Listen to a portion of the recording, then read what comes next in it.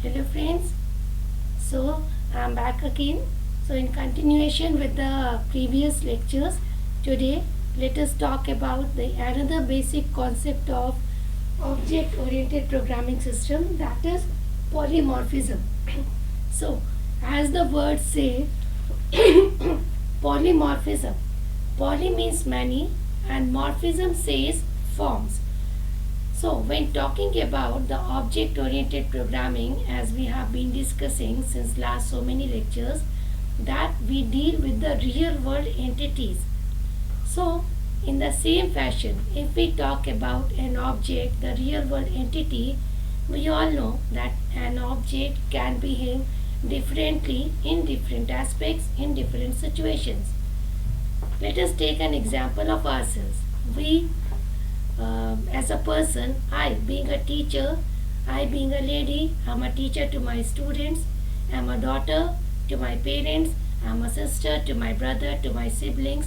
So the same object is behaving differently in different aspects in different situations.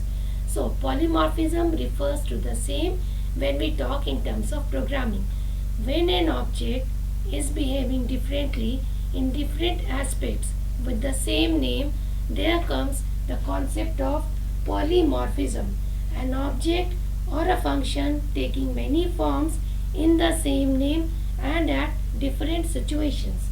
Now, this polymorphism can be classified either as a compile time polymorphism or runtime polymorphism. Compile time polymorphism is also said to be static polymorphism, or it is also termed as early binding, while the runtime polymorphism or the dynamic polymorphism can be said or is called late binding polymorphism. Now, this compile time polymorphism or early binding is further classified either as function overloading or operator overloading. When talking about this function overloading, as already discussed, suppose let us take an example of a function named area. When we will be talking about the area function, and let us consider an object to be a square or a rectangle or a circle, then the same function with the same name area will be behaving differently for the object circle, that will be pi r square. The area for a square will be a into a. The area for rectangle will be length into breadth, and likewise. So function overloading means a function in the same name is behaving differently for in different situations for different aspects. And when an operator is behaving differently, the same operator, say let us take an operator as add operator. So when we talk about the addition of two integers, the result will be an integer. When we talk about the addition of two strings, the result will be the concatenation of two strings. The same operator plus is behaving differently for the two operands, if they are integers or if they are strings. So I will illustrate this through a program. The same concept I will be telling you how to how can a function overloading be illustrated through a program.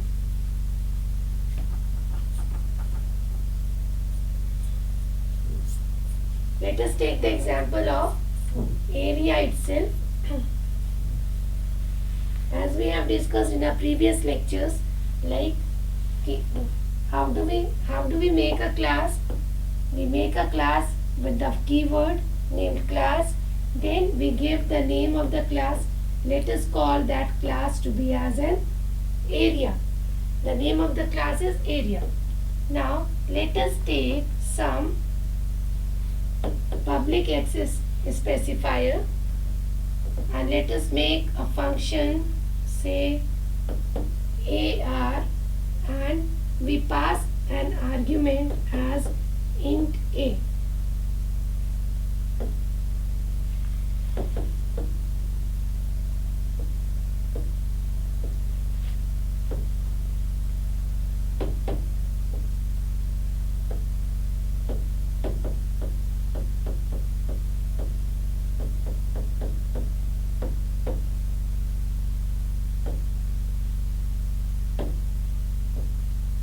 look at the board. We have taken a class named area, and then we have made a function named AR, and we have passed in parameter an integer type value as A. And what we have printed is the area of circle to be 3.14 into R into R. Now the same function area in the name AR, when passed two different parameters,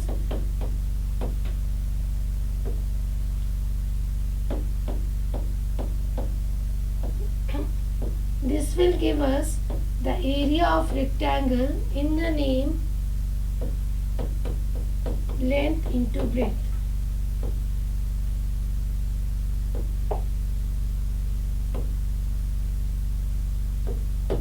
Let us consider this class area. What we have done, we have taken this AR function as a public, and the public access specifier.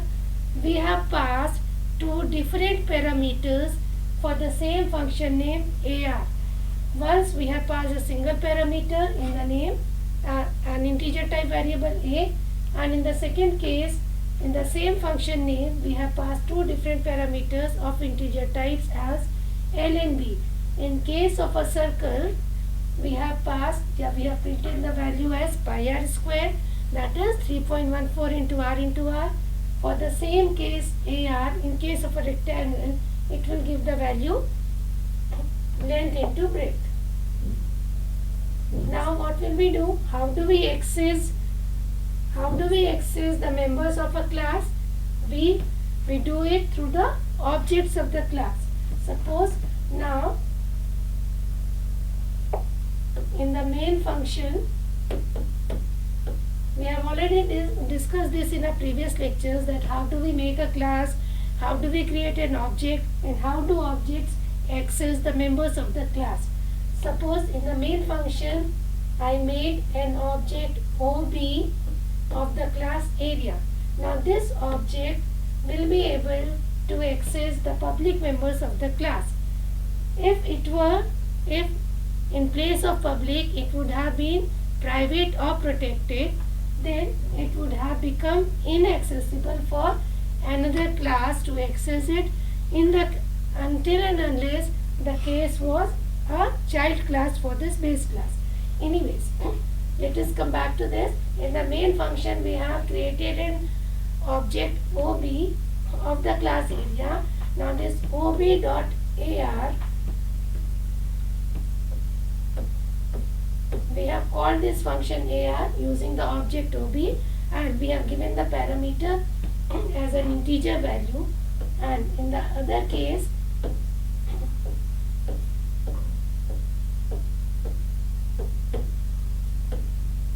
see, this is how the function overloading can be illustrated using a C++ program. In the main function we have created an object OB of the class area, and this object OB is now accessing the AR, the public function of the class area, using the dot operator, and we are passing a single parameter, that is an integer type value. In the second case, what we are doing is passing two different parameters as declared here, L and B, two integer type variables. Now we can see the same function AR is behaving differently in case of different the same function is behaving differently in two manners. So this is what polymorphism is. The function overloading can be illustrated through this. But what we have to keep in mind is that in function overloading, the same function name, but we have to give different parameters, either the different types of parameters or different number of parameters. Now when talking about operator overloading, that was another example of, or another type of compile type polymorphism. In the same fashion, the operator overloading can also be illustrated. I have already quoted the example. I don't think that is to be discussed here. In the same fashion, like operator overloading, I told that if we take a plus operator, A plus operator will be behaving as an addition if we take two integer values. The same operator will be concatenating if we are taking two strings, and likewise. So we will be talking in our next lecture about the other polymorphism, that is runtime polymorphism, where will come the concept of function overriding. Thank you. Have a nice day.